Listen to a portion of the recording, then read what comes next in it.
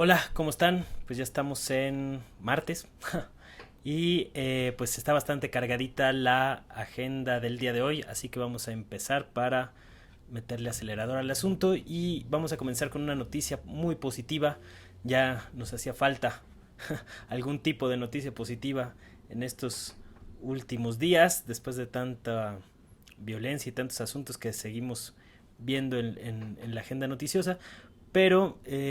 hay que destacar y platicar el anuncio que se hizo hoy durante la conferencia matutina de López Obrador, en donde el sector privado,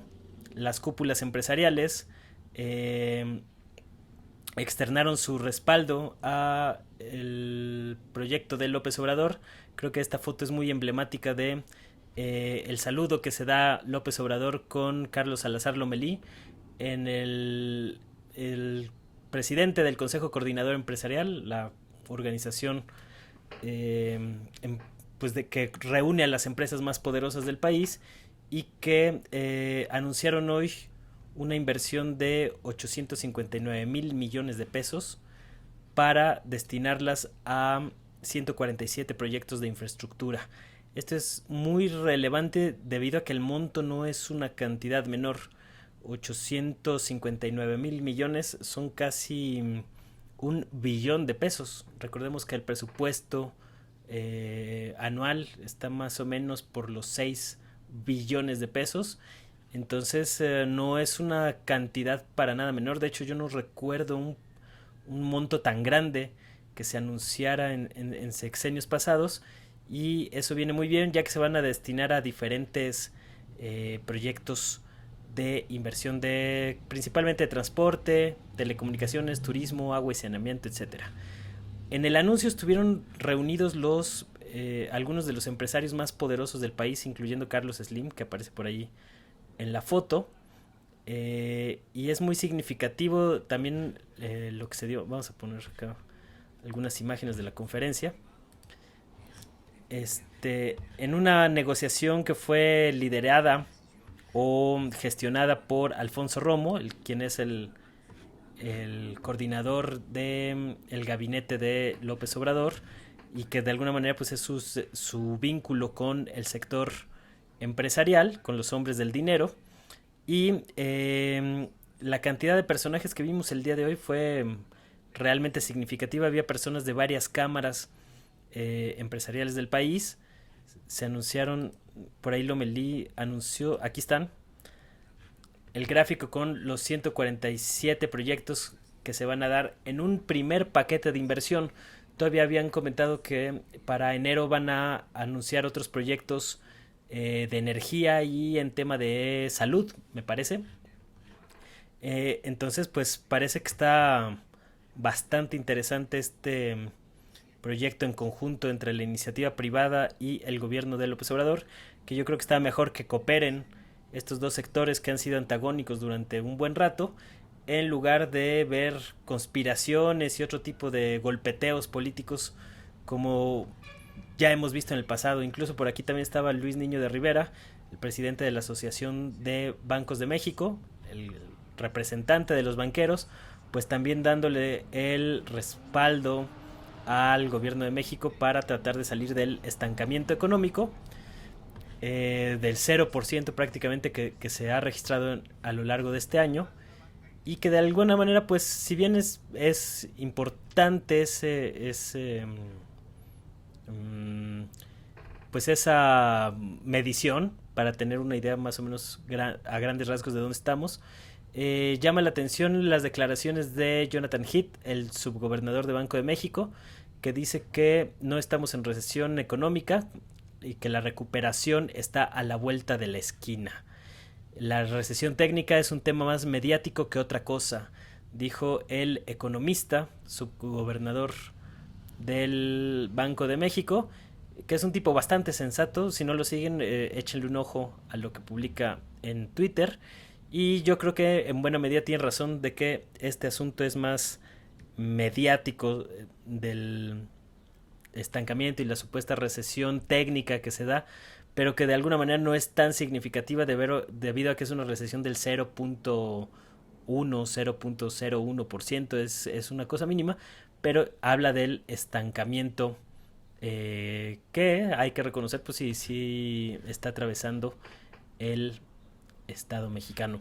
Eh, de alguna manera este anuncio a mí me parece que es un buen pretexto para ser positivos de cara al próximo año, ya que por ahí, como lo mencionaba López Obrador, que si bien no dejó de resaltar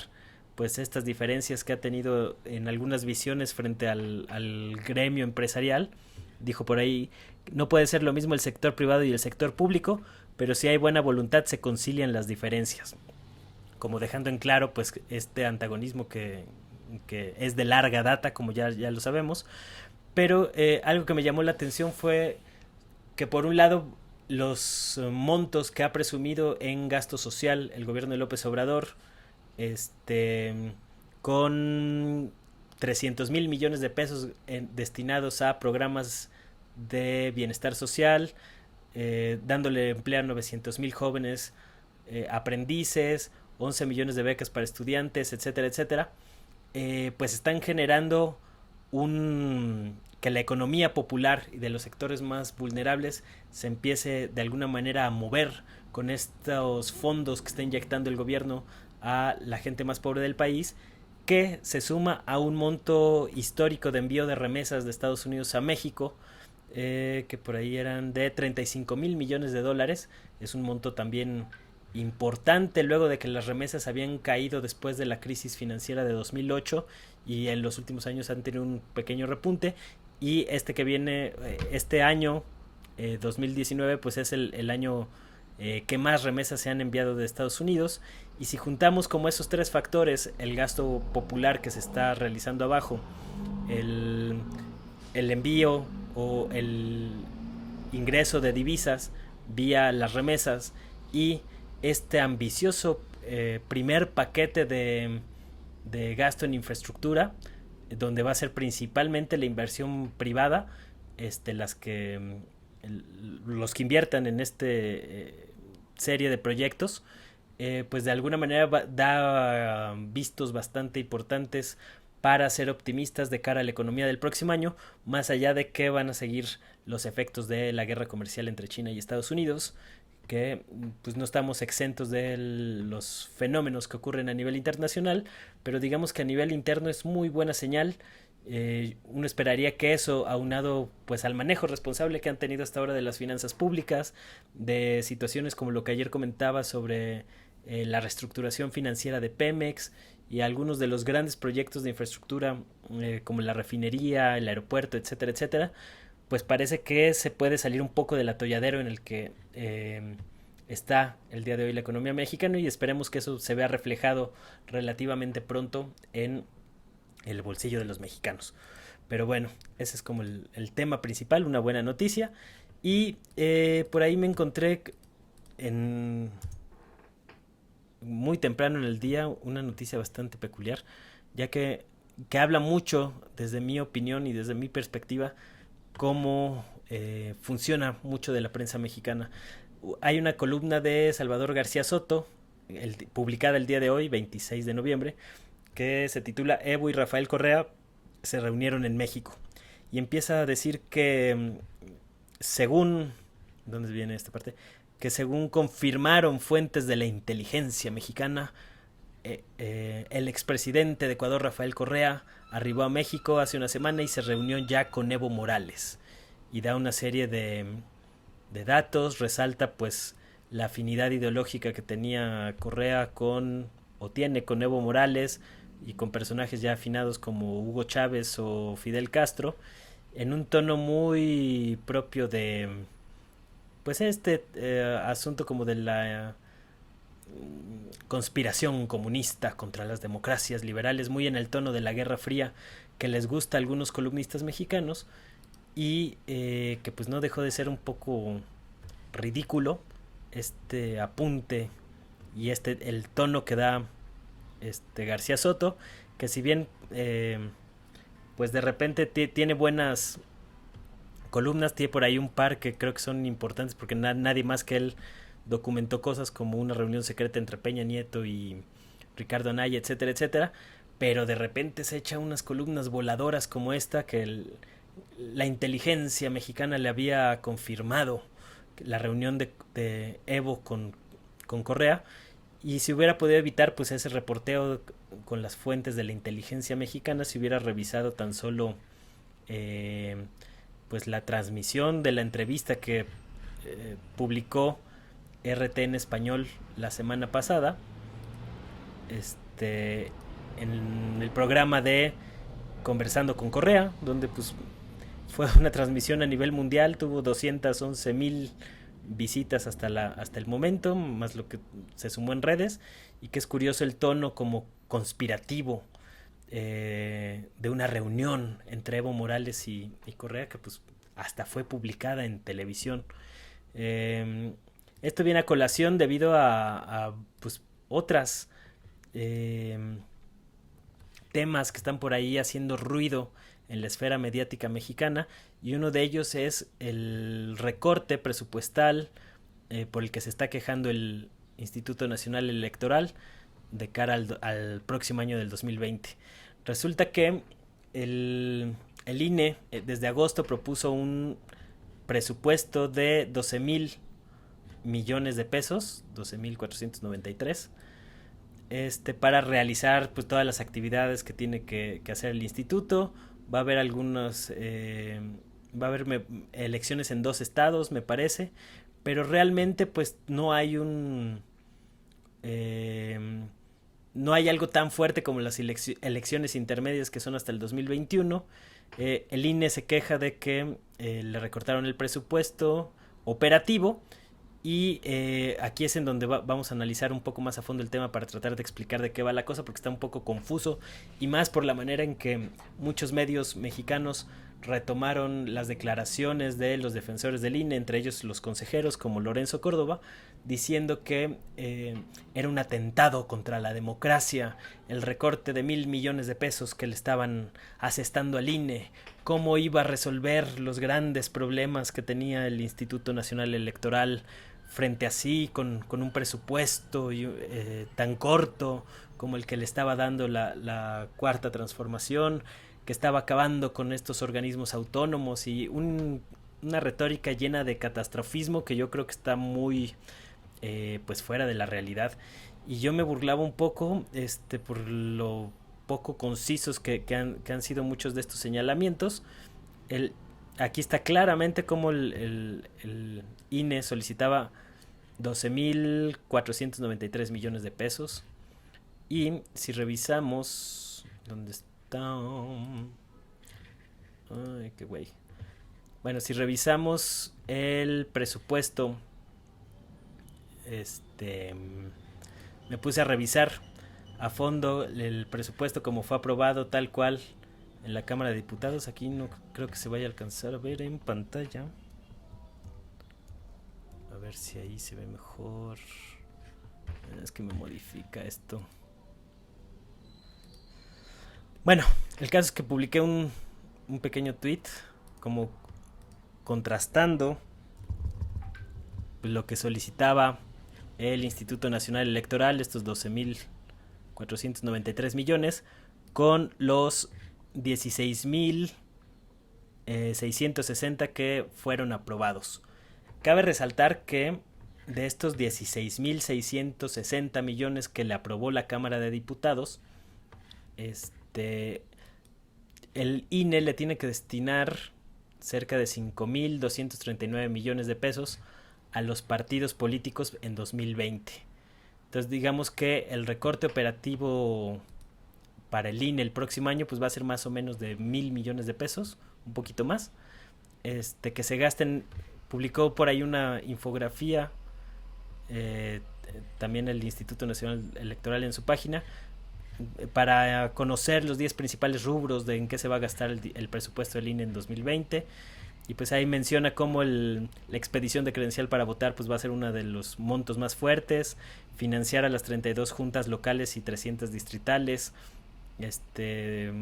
para el próximo año, para que empiece el proceso electoral rumbo a las elecciones intermedias, y otra serie de gastos operativos que a mí me llama la atención, como este monto que está por aquí, donde dice que se destina 1.266 millones de pesos al rubro de otros.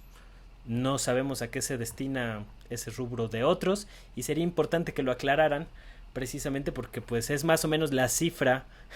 que se está manejando para el recorte presupuestal y no encontramos una justificación para eso, ya que por ejemplo servicios generales, consumibles, refacciones, accesorios integrado en el rubro, en el punto número 7, renta de inmuebles, o sea, digamos todos los gastos operativos normales ya están incluidos aquí en esta gráfica, y ese monto de otros pues suena muy raro, y más si están como tratando de defender y de justificar el presupuesto de una manera tan airada como lo están haciendo en la prensa. Pues sería bueno que aclararan, ya que uno que ha revisado puntualmente el presupuesto en varias ocasiones anteriores, pues he podido constatar cómo muchas partidas presupuestales y muchos saqueos al erario se disfrazaban precisamente con este tipo de etiquetas. Recuerdo un caso que documenté, un desvío de aprovechamientos del patrimonio de la nación, en el que le quitaban dinero a Pemex y a la Comisión Federal de Electricidad en específico, a través de una justificación o un ingreso inexplicable que aparecía en el presupuesto etiquetado como otros de otros. Es decir, ese tipo de etiquetas ambiguas muchas veces se prestan a malos manejos presupuestales, y sería bueno que el INE aclarara pues en qué se están gastando 1.200 millones de pesos en otros, que es más o menos el recorte que les pretenden imponer. Pero obviamente también esta versión del supuesto recorte pues no concede ciertas cosas. Como ya les acabo de comentar, a mí lo que me parecía paradójico, y por eso me tuve que meter a revisar a fondo qué estaba pasando, es que el INE pidiera 12,000 millones de pesos, la Cámara de Diputados le aprobara 16,000 millones de pesos y que estuvieran alegando el recorte. Ya después comprendí mejor que se debía a que el INE recibe el dinero y luego lo reparte al resto de los partidos políticos. Pero lo que no se menciona mucho es que en la Cámara de Diputados ya se está analizando un proyecto para que la próxima semana se haga una reforma al financiamiento de partidos. Y decía Mario Delgado, el coordinador de la bancada de Morena en la Cámara de Diputados, en San Lázaro, que se busca cortar la mitad del financiamiento público a los partidos políticos con la idea de que pueda aplicarse a partir del ejercicio fiscal 2020. Es decir, que si se llega a concretar este recorte de la mitad del presupuesto de los partidos políticos, que es de 5,239 millones de pesos para el próximo año, pues serían, pues ya de ahí hasta le sobraría al INE en caso de que se llegue a concretar esta reforma. Y pues habría que ver cómo quedarían los partidos políticos, ya que me parece que este rubro de meterle tijera a la partidocracia es un asunto que estaba pendiente desde hace mucho tiempo. Nada más para darnos una idea, según aprobó el IFE en agosto pasado, el INE en agosto pasado, los partidos iban a recibir Morena, por ejemplo, iba a recibir o va a recibir 1.700 millones de pesos, el PAN 950 millones, el PRI 896 millones, y el que menos recibe, ahí siguen los demás, el PRD 445, el Partido Verde 400 millones, Movimiento Ciudadano otros 400 y el PT 391. Es decir, es pues un gasto bastante fuerte que yo creo que los partidos políticos se podrían bien ajustar el cinturón, y sobre todo porque no están en año electoral, a pesar de que van a patalear, van a hacer berrinche. Ya hay algunas voces que están diciendo que eso es atentar contra la democracia porque va a permitir que el narco inyecte dinero a los partidos políticos, y lo dicen como si eso no ocurriera antes, y lo dicen también los que se quejan del recorte presupuestal en el INE, como si hubiera sido tan eficiente la gestión del INE en las elecciones pasadas. A mí me tocó cubrir de cerca la elección del Estado de México en 2017, una elección de Estado donde hubo inyección brutal de recursos a la campaña del PRI con Alfredo del Mazo, que hoy está de gobernador. El INE no hizo absolutamente nada para impedir esta situación. Algo muy similar pasó en Coahuila, donde también hubo una serie de irregularidades bastante notables en el feudo de los Moreira. Y en Puebla también vimos este tipo de irregularidades que pasaron por alto en muchas de las autoridades electorales, que ahora se desgarran las vestiduras por el recorte presupuestal que les acaban de imponer en un año que, recordemos, no es electoral, por más que dicen que hay que preparar el próximo proceso electoral, etcétera, etcétera,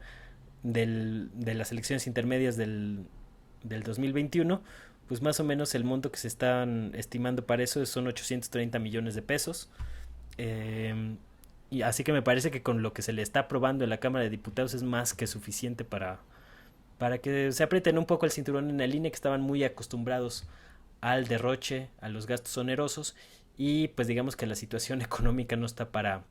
esos asuntos, y menos cuando no se trata de un año electoral. Y por supuesto, pues esto va a repercutir en las finanzas de los partidos políticos, que vemos que hace también unos días salió una encuesta interesante de cómo en el Universal, de cómo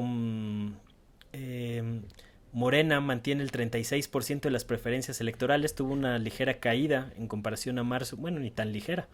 de 15% en comparación a marzo de este mismo año. Se ve que le han pegado los conflictos internos, pero pues el PAN, el PRI y el PRD pues simple y sencillamente están muy rezagados con 7, 6 y 2% respectivamente, lo cual habla pues en buena medida de esta crisis de representatividad de los partidos políticos que ya se venía gestionando tiempo atrás, y que por una coyuntura histórica, que fue como lo fue el 2018, con esta planadora de López Obrador en las elecciones presidenciales del año pasado, pues se disfrazó un poco, se mitigó un poco muchas de las carencias que ha venido arrastrando el INE ya desde hace años, y ahora se llenan la boca diciendo que casi casi que por ellos hay democracia en México. Me parece una manera muy pobre y muy pues carente de argumentos a la hora de tratar de defender el presupuesto, y más cuando se trata de 1,000 millones de pesos que se podrían utilizar en otros rubros prioritarios. Pero bueno, ese es un poco el tema, y voy a platicar un poco, no me voy a meter de lleno a la polémica, pero pues está también muy fuerte la discusión sobre las pintas de los grupos feministas en la Ciudad de México, de hasta qué punto es válido o no que se realicen pintas en monumentos, etcétera, etcétera. Si esto va a resolver el problema, si esto lo pone en evidencia la grave situación de feminicidios y violencia contra la mujer que persiste hoy en México. Y pues hay comentarios de todo tipo. A mí me parece que es como muy difícil entrarle a este asunto sin herir susceptibilidades. Sí me parece que pues que por momentos llega a ser un poco contradictorio como este asunto. Vamos a poner aquí el video de feministas luchando contra feministas en la marcha feminista, que para mí pues más que nada, más que tratar de identificar si está bien o está mal, o qué tan válido es que se hagan pintas en monumentos y estatuas, etcétera, etcétera, pues creo que lo que no podemos negar es que es una expresión de descontento por el clima tan brutal de violencia que se vive en México, y que en el caso de las mujeres pues viene también pues cargado de una situación y un contexto histórico que vale la pena analizar más allá de lo que se suele discutir en redes sociales, que son temas muy por encimita. Me parece que el tema es tan amplio y tan complejo que requeriría una discusión mucho más amplia de si es válido rayar cosas como el hemiciclo a Juárez, Bellas Artes, etcétera, etcétera, mientras se dejan de lado pues la grave situación que están atravesando las mujeres. Yo me he metido varias veces a revisar esos datos, y pues hay algunas situaciones importantes. Estaba revisando un comunicado del INEGI del 21 de noviembre en el que dan algunas cifras de 46.5 millones de mujeres de 15 años. Más o menos el 66% ha enfrentado violencia de cualquier tipo y de cualquier agresor alguna vez en su vida. El 43% de las mujeres mexicanas ha enfrentado agresiones del esposo o pareja actual. Y en 2018 se registraron 3.752 defunciones por homicidio. Son cifras muy altas, que sin embargo yo estaba buscando una gráfica que publiqué en 2016 en otro medio de comunicación que ya no existe, que por eso me cuesta trabajo, porque tengo que recurrir a los archivos, que los tengo en 2000 hojas de Word y no es como tan fácil encontrarlos ahorita así de rapidito, pero quería reparar en esta gráfica. Es una gráfica del INEGI de tasa bruta anual de defunciones por homicidio por cada 100.000 habitantes a nivel nacional por sexo. Digamos que la raya naranja representa, a ver si ahí, yo creo que ahí se ve bien. La raya naranja representa los homicidios en general, hombres y mujeres en el país, y vemos cómo pues es básicamente la gráfica de la tasa de homicidios que se detona a partir de 2007 tras la famosa guerra contra el narco de Calderón. En esta gráfica me interesaba resaltar la línea verde, que es el de los homicidios contra mujeres desde 1990, y en esta gráfica no se aprecia tanto, no es tan abrupta la línea, debido a que pues como el grueso de los asesinatos cometidos en los últimos 12 años en México pues responden a hombres principalmente, no se aprecia tan a detalle, pero digamos que hay una tendencia a la baja desde 1990, que estaba en 3.6 esta tasa de homicidios contra mujeres, va con una tendencia marcada hasta a la baja y llega a niveles de 2.4 entre 2005 y 2006. Incluso llega a un mínimo histórico en 2007 con 1.9. Es decir, que en 2007 es el año que menos asesinatos contra mujeres se habían registrado desde 1990 en México hasta 2018, en 30 años. ¿Y qué pasa a partir de entonces? Los efectos de la guerra contra el narco se manifiestan en una tendencia al alza en el asesinato de mujeres en México, lo cual a mí me hace pues como señalar, según la evidencia, que el fenómeno de la violencia contra la mujer en México viene muy de la mano con el proceso generalizado de violencia en el país que se detonó con la guerra contra el narcotráfico, y que a partir de 2010 tenemos cifras que no se habían visto en los años anteriores, cada vez con una tendencia al alza, en el que los feminicidios también reportan una tendencia muy marcada al alza. Este es otra gráfica de la Secretaría de Seguridad con los feminicidios desde enero de 2015 a diciembre de 2018, y vemos esta tendencia de cómo han aumentado año con año los homicidios. En 2015 407, 2016 584, en 2017 700, en 2018 800, en 2019 las últimas cifras ya estaban muy cerca o ya habían rebasado los 900, si no me equivoco, y que pues de alguna manera van en un plan ascendente a niveles de violencia que ya no se pueden permitir pues en México, pero que por otro lado me parece que el tema del movimiento feminista, como lo estamos viendo, si bien es cierto que tiene un componente muy esencial en estas mediciones y este nivel de violencia tan exacerbado que hemos visto en México en los últimos años, pues tiene otro tipo de componentes históricos que ahorita ya no me va a dar tiempo de comentar más a fondo, pero vi por ahí un video de una manifestación que se hizo en Chile, donde varias mujeres realizaron una especie de performance señalando claramente al Estado como responsable de esta crisis y me llamó la atención como por esta manera como tan performática en el con la que actuaron las mujeres chilenas eh, cantando una serie de consignas al unísono, haciendo una coreografía muy peculiar, mientras las consignas son de una potencia bastante peculiar que llama la atención y que digamos que pues plantea otras formas de protesta diferentes a la pinta de monumentos y de estatuas, que yo también creo que pues no es algo para dramatizarse. Por ahí había algunas fotos de que ya hoy, por ejemplo, el hemiciclo a Juárez ya estaba perfectamente limpio, después de que los servicios de limpieza de la Ciudad de México habían pues limpiado los rayones un día después. De alguna manera también considero que es necesario que este enojo social tan marcado que hay entre algunos sectores de la población, como en el caso de las mujeres y sobre todo de las mujeres jóvenes universitarias de zonas urbanas, pues se pueda manifestar y canalizar de algún modo. Y si es contra los monumentos o contra